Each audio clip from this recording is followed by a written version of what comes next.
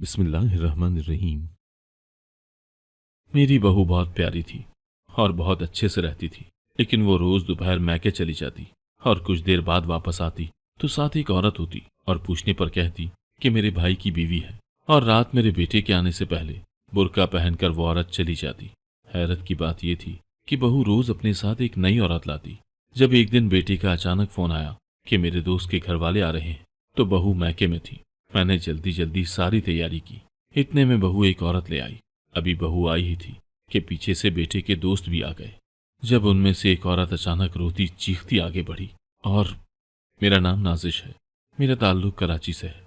जब मैं 12 साल की थी तो एक ट्रेन हादसे में मेरे माँ बाप और छोटा भाई चल बसे थे। गर्मियों की छुट्टियां थी। मैं अपनी फुप्पो के यहाँ थी। बाबा, अम्मी और मेरा प्यारा भाई भी फुप्पो की तरफ आ रहे थे, लेकिन मैं कभी उनका चेहरा दोबारा नहीं देख सकी। मेरी हंसती बसती जिंदगी, एक खुशहाल घराना चंद दिन में ही तबाह हो गया था। मुझे फुप्पो ने अपने पास रख लिया। मेरे ददियाल में और कोई नहीं था और ननियाल पंजाब में रहता था। मेरी मम्मा का ताल्लुक सूबा पंजाब के शहर लाहौर से था। मेरी फुप्पो के 3 बच्चे थे। मैं भी उन्हीं के साथ स्कूल जाने लगी। मेरे माँ बाप को गुजरे 2 साल हो गए थे और मैं पढ़ाई में पीछे रह गई। मैं अपने घर वापस जाना चाहती थी, लेकिन फुप्पो ने कहा कि वहां अकेली कैसे रहोगी, अभी तुम बहुत छोटी हो, जब बड़ी हो जाओगी तो चली जाना, तब मैं तुम्हें नहीं रोकूंगी। तुम मेरे मरहूम भाई की आखिरी निशानी हो। अगर तुम्हें कुछ हो गया तो मेरा क्या होगा। बाबा अपनी बहन से बहुत प्यार करते थे, बहुत नाज नखरे उठाते थे। सब कहते थे कि इतनी मोहब्बत आजकल के भाई बहनों में कहाँ होती है। मेरी फुप्पो भी बहुत अच्छी थी। मेरी अक्सर सहेलियां कहती कि हमारी फुप्पो अच्छी नहीं है। कोई कहती कि हमारी फुप्पो तो जादूगरनी है, पर मैं कहती कि मेरी फुप्पो एक आइडियल फुप्पो है, मेरी बेस्ट फ्रेंड। फुप्पो अपने बच्चों के साथ भी ऐसी ही थी। जैसे जैसे मैं बड़ी हो रही थी तो मेरी वजह से फुप्पो के घर में लड़ाइयां होने लगी। उनके शौहर रोज ताना देते कि हराम का नहीं कमाता जो अपनी भतीजे पर लुटा रही हो। इतना है तो उसके बाप की जायदाद के कागजात मुझे दे दो, मैं वो बेच आऊंगा। अब वो जायदाद किस काम की है। कभी कभी तो वो फुप्पो पर हाथ भी उठा देते, लेकिन फुप्पो ने मुझे कभी कुछ नहीं कहा, बस चुपके चुपके रोती रहती। मैं कॉलेज पहुंच चुकी थी, सब जानती थी। मैं शाम को ट्यूशन देती। फुप्पो के बच्चे मुझसे छोटे थे और फुप्पा चाहते थे कि मेरी शादी मुझसे 7 साल छोटे कजन से हो जाए, जायदाद की वजह से। फुप्पो ने बहुत शर्म हया दिलाई, पर फुप्पा बाज नहीं आए। मेरा कजन भी बाप के नक्शे कदम पर ही चल रहा था। एक दिन वो फुप्पो से कह रहा था, मामा एक बार शादी कर लेने दे मुझे, जैसे ही जायदाद मेरे नाम होगी इसके बाद मैं आपकी मर्जी से अपनी हम उम्र लड़की से शादी करूंगा। लेकिन फुप्पो ने उसे एक थप्पड़ रसीद किया था। मेरे लिए वो सब मेरे छोटे भाई थे। मैंने कभी ऐसा सोचा तक नहीं था। मैं अपने घर जाना चाहती थी, पर वो घर किराए पर दिया हुआ था और उसका किराया फुप्पा ही लेते थे, जो जमीनों से आता वो सब भी। इसके बावजूद भी वो मुझे मुफ्तखोर कहते। मेरा निकाह रख दिया गया। मैंने फुप्पो से बहुत कहा कि मेरे साथ इतना बड़ा जुल्म मत करें। फुप्पो ने कहा कि तुम परेशान मत हो, मैं तुम्हारे अंकल की साजिश कभी कामयाब नहीं होने दूंगी। इस पूरे घर में सिर्फ फुप्पो ही थी जो मुझे समझती थी, वो मेरी हिमायत में बोलती थी। निकाह से एक दिन पहले फुप्पो मुझे बाजार के बहाने घर से लेकर निकली। आधे घंटे तक हम एक बहुत खूबसूरत घर के सामने थे। फुप्पो ने मुझे लिया और उस घर में दाखिल हो गई। सामने कुछ लोग बैठे थे, मौलवी साहब भी। मैं कुछ भी नहीं समझ पा रही थी जब फुप्पो की एक हमउम्र औरत ने मेरे सर पर हाथ रखा और मौलवी साहब से कहा, निकाह शुरू करें। फुप्पो ने मेरे हाथ पर हाथ रखा और कहा, नाजी अपनी फुप्पो पर भरोसा रखना। मैं उस वक्त 3rd ईयर में थी, इतनी समझदार भी नहीं थी, पर फुप्पो पर भरोसा कर गई। मेरा निकाह हो गया और एक लड़की और फुप्पो निकाह के बाद मुझे कमरे में ले गए। एक बहुत शानदार घर था। फुप्पो ने कहा, बेटे ये मेरी बचपन की दोस्त का घर है, तुम्हारा निकाह इसी के बेटे से किया है। इस मुश्किल में मैं कुछ नहीं कर सकती थी, बस यही हल था मेरे पास। मुझे उम्मीद है कि कामरान एक अच्छा शौहर साबित होगा। बस आज से इसी घर को अपना घर समझना और किसी को शिकायत का मौका मत देना। फुप्पो ने अपने बैग से निकाह के कागजात निकाले और मुझे थमा दिए। साथ ही मेरे बाप की जायदाद के कागजात भी थे, जिनको फुप्पा मांगा करते थे। फुप्पो ने कहा, अब तुम्हें कोई नुकसान नहीं पहुंचा सकता, पर मुझे अपनी फुप्पो की फिक्र थी। लेकिन फुप्पो ने कहा था कि जान से भी मार देंगे तो क्या होगा, कम से कम उस जाहिल इंसान से मेरी जान इस तरह तो छूट जाएगी। फुप्पो मुझे छोड़कर जा रही थी। मैं उनका हाथ नहीं छोड़ रही थी जब मेरी सास ने मुझे अपने साथ लगाया और चुप करवाने लगी। एक दिन में मेरी दुनिया ही बदल गई थी। माँ बाप हमारी ढाल, हमारा तहफ़्फ़ुज़ होते हैं। अगर वो इस दुनिया से चले जाएं तो सिवाय ठोकरों के कुछ नहीं मिलता। तब नसीब भी खराब लगने लगता है और किस्मत कभी मेहरबान नहीं होती। मेरी सास ने मुझे खाना खिलाया, मेरी नंद ने मुझे सबका तारुफ करवाया, लेकिन कामरान वहां मौजूद नहीं था। नंद ने बताया कि भाई वकील है, आज उनकी जरूरी हेयरिंग थी, शाम तक आ जाएंगे। मेरी सास मेरे पास बैठी रही, मुझसे बातें करती रही, लेकिन मेरे सोचने समझने की सलाहियत खत्म हो चुकी थी। मुझे समझ ही नहीं आ रहा था कि किससे कैसे बात करना थी और क्या कहना है। मेरी सास ने मुझे खामोश देखा तो बोली, नाजिश, जब तक तुम इस घर में रहने वाले अफराद को समझ नहीं लेती, कोई तुम्हें कुछ नहीं कहेगा, ना ही कोई तुम पर अपना हक जताएगा। ये कमरा, ये घर, आज से सब तुम्हारा है। अचानक सब बदला था, और इसके साथ ही मेरा रिश्ता भी। जब एक रिश्ता दूसरे रिश्ते में बदलता है, तब इंसान को बर्दाश्त और हिम्मत की जरूरत होती है। मेरी सास बहुत कुछ कह रही थी और मैं बुत बनी बैठी थी। वो मुझे सोने का कहकर चली गई। मुझे वाकई वक्त चाहिए था। मैं सारी रात अपने माँ बाप को याद करती रही, रोती रही, जिसकी वजह से मेरी तबीयत खराब हो गई। मैं बात बात पर रोने लगी थी। पहले माँ बाप छिन गए, फिर फुप्पो के घर इतने साल बहुत तकलीफ में गुजारे, और अब ये घर वाले न जाने मुझ जैसी लड़की को क्या समझेंगे। क्या मुझे वो इज्जत मिलेगी जो मैं चाहती हूँ? अनगिनत सोचों का अंबार था जो मुझसे उठाया नहीं जा रहा था। सुबह के 9 बज चुके थे जब मेरी नंद, जो कामरान की इकलौती बहन थी, वो आई और मुझे बुखार में तपता हुआ देखकर उन्हीं पांव वापस लौट गई। ठीक 5 मिनट बाद सब घर वाले मेरे इर्द गिर्द जमा थे। मेरी आंखें बंद थी, पर सबकी आवाजों से महसूस हो रहा था कि सब मेरे लिए बहुत फिक्रमंद है। मुझे इतनी अपनाहियत देखकर मजीद रोना आने लगा। डॉक्टर ने बुखार चेक किया, कुछ मेडिसिन दी और चला गया। मेरी सास उस दिन माँ जैसी महसूस हो रही थी। वो बार बार मेरा सर दबा रही थी। मेरी मम्मा जब जिंदा थी तब वो भी ऐसे ही मेरे बीमार होने पर तड़प उठती थी। मेरी नंद मेरे लिए सूप बना कर लाई।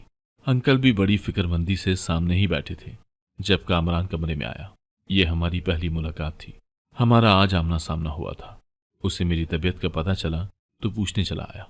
मैं उसे क्या जवाब देती, मुझे कुछ भी समझ नहीं आ रहा था। जब सब कमरे से चले गए और वो बेड के पास खड़ा मुझे घूर रहा था, उसने हाथों में सूप का प्याला पकड़ा हुआ था। जब वो मेरे पास बैठा और मुझे सूप पिलाने लगा, मैं नजर नहीं उठा पा रही थी। मेरे लिए सब अजनबी थे। मेरा जहन किसी भी चीज को कबूल नहीं कर पा रहा था। कामरान ने कहा, जितना वक्त चाहिए तुम्हें मैं दूंगा। अपनी पढ़ाई मुकम्मल करो और इस घर को अपना घर समझो। मैं पूरी कोशिश करूंगा कि मेरी वजह से तुम्हें कोई दुख न पहुंचे। वो जा चुका था। उसकी अच्छी सोच मेरा डर खत्म कर चुकी थी। जैसे मैं ठीक हो गई हूँ। मैं जैसे ही ठीक हुई, घर के अफराद में उठने बैठने लगी, कॉलेज जाने लगी। पुप्पो से बात हुई तो उन्होंने बताया कि तुम्हारे पुप्पा का उसी दिन एक्सीडेंट हो गया था। अब वो चल नहीं सकते। तुमसे भी शर्मिंदा है, लेकिन तुम कभी यहाँ मत आना, मैं मिलने आऊंगी। कामरान मुझे लेकर अम्मा अब्बा की कब्र पर गया। मैं कामरान का साथ पाकर खुद को बहुत खुशनसीब समझ रही थी। कॉलेज जाने के बजाय घर वालों के दिलों में जगह बनाने का सोचा, और जब मेरी नंद की शादी हुई तो साथ ही मेरा और कामरान का वलीमा भी हुआ। मैं दुल्हन बनकर बहुत खूबसूरत लग रही थी, पर दिल उदास था कि काश मेरे बाबा और अम्मी भी जिंदा होते तो मुझे देखकर कितना खुश होते। कामरान ने मेरा हर ख्वाब पूरा करने में मदद की। मेरी सास ने मुझे कभी सास बनकर नहीं दिखाया। वो कहती थी कि जिंदगी छोटी सी है बेटी, नफरतें पालकर दूसरों को तकलीफ देने का क्या फायदा। जब हम अपनी जवानी अपनी मर्जी से जी चुके हैं तो हमारा फर्ज है कि अपने बच्चों को भी उनकी मर्जी से जीने दें। मैं उनकी हर बात को पल्लू से बांध रही थी। मैं भी ऐसे ही अच्छी सास बनना चाहती थी। मेरी सास की तबीयत खराब रहती और मेरी पहले बेटी की पैदाइश पर वो दुनिया से रुखसत हो गई। उस दिन मुझे लगा कि मेरी माँ अब मुझे छोड़कर गई है। मैं सबसे ज्यादा तकलीफ में थी। मैंने 5 साल अपनी सास के साथ गुजारे थे। आज तक उनके मुंह से अपने लिए एक भी लफ्ज बुरा नहीं सुना था। मैं अब चुप चुप रहने लगी थी। मेरा शौहर मुझे बहुत समझाता, पर मैं क्या करती। मुझ में किसी को भी खोने की हिम्मत ही नहीं थी। मेरा बेटा 3 साल का हो गया था जब अल्लाह ने मुझ पर करम किया और मुझे अपनी नेमत से नवाजा। मेरी फैमिली पूरी हो चुकी थी। अब मुझे उनकी बेहतरीन तरबियत करना थी। मेरे ससुर की तो जान बसती थी मेरे दोनों बेटों में। वो चाहते थे कि जब बच्चे बड़े हो जाएं तो मैं अपनी नंद की बेटी लूं, पर वो अभी बच्चे थे। मैं अभी से ऐसी कोई बात नहीं करना चाहती थी। मेरे दोनों बेटे स्कूल जाने लगे। मैं पूरी कोशिश कर रही थी कि जैसे मेरी सास ने अपने बच्चों की तरबियत की वैसे ही मैं भी कर सकूं। इस मामले में मेरे ससुर और मेरे शौहर ने बहुत साथ दिया। जिंदगी में अगर बाकी घर के अफराद भी आपको सराहने लगें, आपकी राय को तरजीह दें, जहाँ गलत हो वहाँ प्यार से समझाएं कि ऐसे नहीं, ये चीज़ ऐसे होती है तो ज़्यादा अच्छा होता है। तो यकीन करें हमारी ज़िंदगी बहुत आसान हो जाएगी। बस हमें नए रिश्तों को भी उनकी जगह देनी चाहिए। हर रिश्ते को उनका बराबर हक देना चाहिए। रिश्तों में नाइंसाफ़ी आपकी नस्लों तक में तफरीक डाल देती है। मेरे बेटे स्कूल से कॉलेज जाने लगे। मैंने उन्हें सिखाया था कि हर औरत की इज्जत करनी चाहिए, खा वो किसी की भी माँ बहन हो। मेरा बड़ा बेटा बहुत सही था। वो तो बिल्कुल अपने बाप की कॉपी था। वो भी वकालत में आना चाहता था, लेकिन तभी उसका ध्यान पढ़ाई से हटने लगा। अब उसके पास हमारे पास बैठने का भी वक्त नहीं था। मेरे ससुर हॉस्पिटल में एडमिट थे। उसे कई बार बोला कि मिल आओ, हमारे साथ चलो, पर अब वो वैसा मेरा बेटा नहीं रहा था जो आज से कुछ माह पहले था। मैंने उसे बहुत समझाया, पर मेरी बातें मेरे बेटे को अच्छी नहीं लगती थी। मैंने भी जवानी गुजारी थी। जिस उम्र से वो गुजर रहा है मैं भी गुजरी थी, पर मैंने कभी बड़ों से बदतमीजी नहीं की थी। जब कोई बड़ा पास आकर बैठता तो मैं मोबाइल रख देती, खड़ी होकर उनको बैठने का कहती, तवज्जो से उनकी बातें सुनती। पर मेरा बेटा जिस राह पर चल पड़ा था, मुझे डर था कि कहीं ऐसी जगह ना भटक जाए जिससे वापसी का रास्ता ना मिले। मेरे शौहर मेरी परेशानी भांप जाते थे। अल्लाह ने मुझे ऐसा जीवन साथी दिया था जिस पर जितना अल्लाह का शुक्र अदा करूं कम है। मेरे ससुर ने मरने से पहले कहा कि वो अपने पोते और नवासी की शादी देखना चाहते हैं। हमने घर पे बात की। हमें और क्या चाहिए था। मुझे वैसे भी अपनी नंद की बेटी बहुत पसंद थी। शाम को मेरे मियाँ ने बेटे से बात करने का कहा। मेरी बात सुनते ही उसने मुझसे कहा, ये आप क्या कह रही हैं? मेरी जिंदगी का फैसला आप कैसे कर सकती हैं? जब आप अपनी जिंदगी जी चुकी हैं तो मुझे भी मेरी मर्जी से मेरी जिंदगी जीने दें। वो ये सब बातें आराम से भी कर सकता था। मेरी तरबियत ऐसी नहीं थी। मैं आंसू बहाती अपने कमरे में चली गई। मुझे दुख हुआ। माँ बाप को सच में बहुत दुख होता है जब उनकी औलाद नाफरमानी करती है, उनसे बदतमीजी करती है। मेरी तो ऐसी तरबियत भी नहीं थी। पता नहीं कहाँ कमी रह गई जो आज मेरा बेटा मुझसे ऐसे बात कर रहा है। मेरे शौहर ने कहा कि मैं जानता था कि वो ऐसे ही रिएक्ट करेगा, क्योंकि वो किसी और से मोहब्बत करता है। आए दिन मुझसे पैसे लेता है, घूमता है। एक दो बार मैं उसे एक लड़की के साथ देख चुका हूँ। मैं भी पहले से जानती थी कि लड़की का चक्कर है, पर मुझे अपनी तरबियत पर यकीन था कि मैं जहाँ कहूँगी मेरा बेटा शादी कर लेगा। मेरी नंद की बेटी एक अच्छी लड़की थी। वो अच्छी जीवन साथी साबित होती। मैं बहुत परेशान थी कि कैसे अपने ससुर का सामना करूंगी, पर उनके ये सब देखने से पहले ही वो दुनिया से रुखसत हो गए। एक बार फिर माँ बाप का साया मुझसे छिन गया और मैं पहले से भी ज्यादा चुप हो गई। मेरे साथ बस मेरे शौहर का साथ था। अल्लाह ने ये रिश्ता भी बहुत खूबसूरत बनाया है।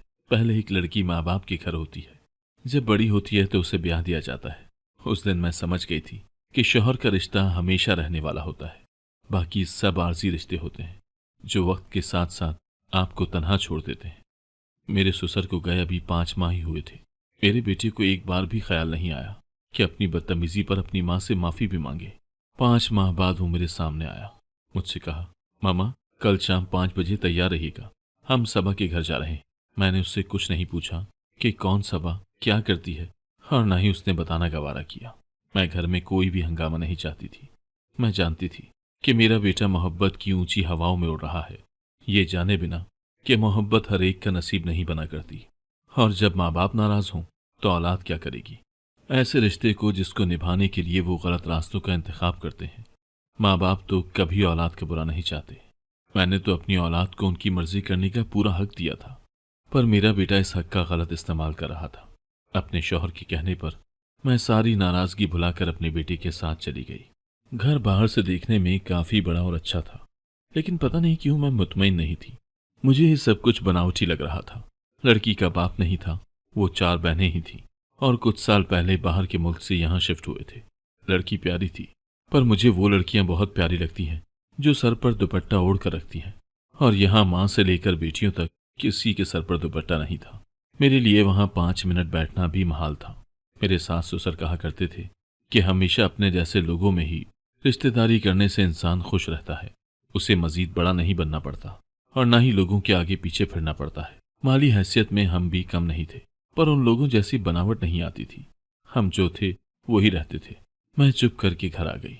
अपने शौहर से मशवरा किया। उसने कहा, अगर तुम्हें नहीं पसंद तो हम ये रिश्ता नहीं करते।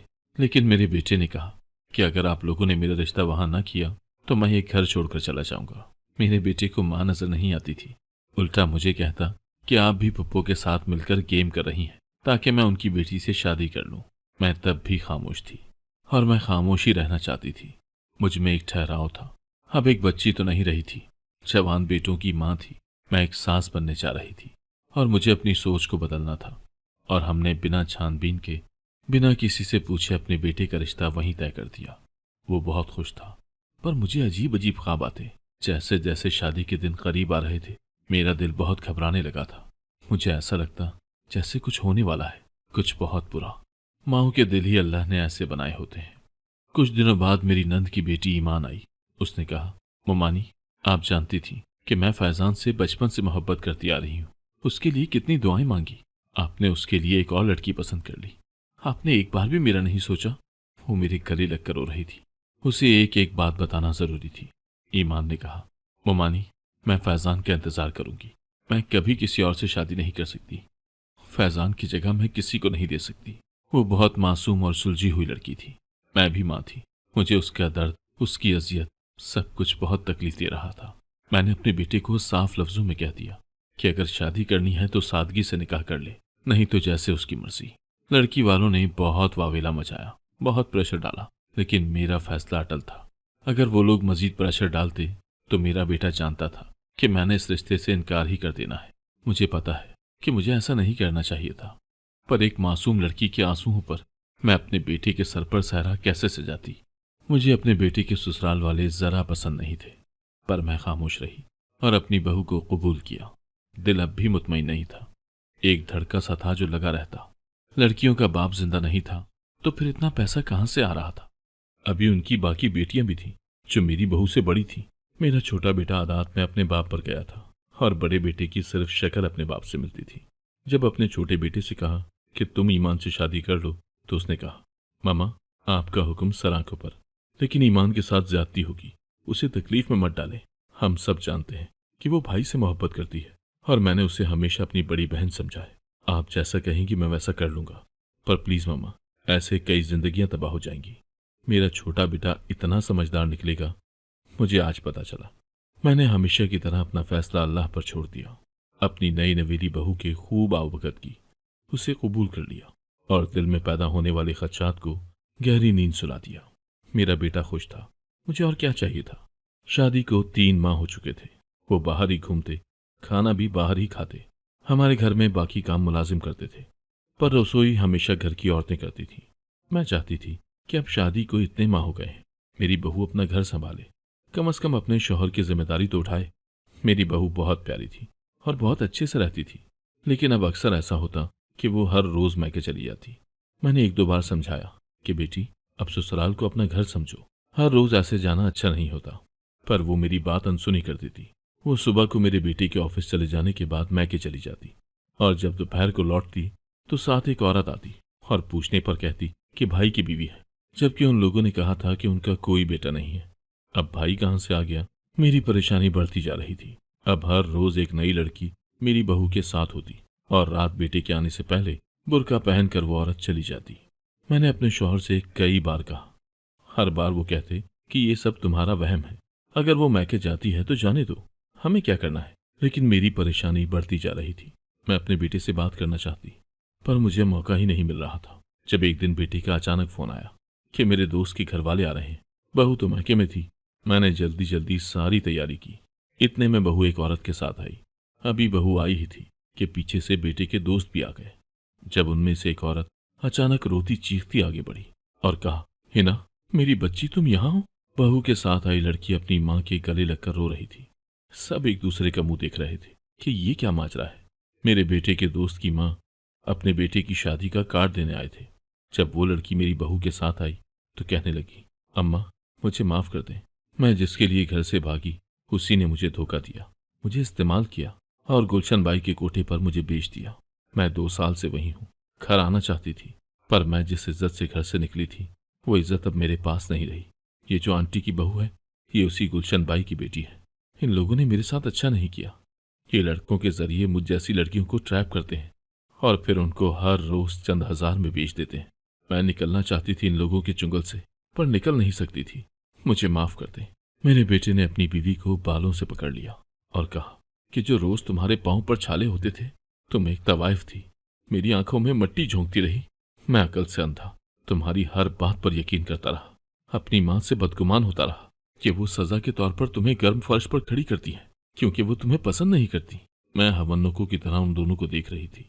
मेरे ही घर में मेरे ही खिलाफ साजिश होती रही, इतना बड़ा झूठा इल्जाम लगाती रही। मेरे बेटे ने तलाक देकर उसको घर से निकाल दिया और पुलिस को कॉल करके रेड डलवा दी। वो एक बहुत बड़ा गैंग था जो लाहौर से कराची आ बसी थी। मेरी बहू ने पुलिस के आने से पहले खुदकुशी कर ली थी और मेरे बेटे की दोस्त की बहन जा चुकी थी। उसके नसीब में दर दर की ठोकरें थी। मैं जानती थी कि घर से भागी हुई लड़कियों को कोई कबूल नहीं करता। 3 साल बाद मैंने अपने दोनों बेटों की शादी बहुत धूमधाम से की। मेरे बेटे ने मुझसे माफी मांगी। वो भटक गया था और हर माँ का फर्ज है कि जब औलाद भटक कर वापस आए तो उसे कभी माजी के ताने ना दे, बल्कि आगे बढ़कर अपने सीने से लगा ले। हम इंसान हैं और इंसानों से ही गलतियां होती हैं। मेरा बेटा आज ईमान के साथ खुशगवार जिंदगी गुजार रहा है। अल्लाह ने उसे प्यारी सी बेटी दी है। मुझसे गलती हुई थी। बिना देखे लोगों की छानबीन किए बगैर मुझे तब अपने बेटे का रिश्ता नहीं करना चाहिए था। अगर कहीं उसकी गलती थी तो कहीं मेरी भी थी। अगर तब उन लोगों की असलियत सामने आ जाती तो कभी ऐसा वाकया ना होता। अगर आपको आज की कहानी पसंद आई है तो वीडियो को जरूर लाइक कीजिएगा और अपने दोस्तों के साथ भी शेयर कीजिएगा। और हाँ, अगर आपने अभी तक हमारा चैनल सब्सक्राइब नहीं किया तो जरूर सब्सक्राइब करें। मिलते हैं कल एक नई और दिलचस्प कहानी के साथ। अल्लाह हाफिज।